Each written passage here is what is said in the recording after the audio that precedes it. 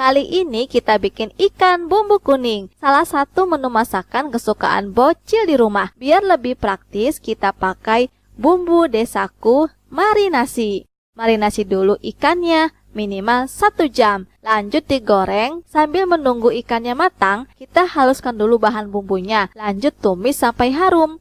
Tambahkan desaku, ketumbar bubuk, dan kunyit bubuk, ladaku, merica bubuk.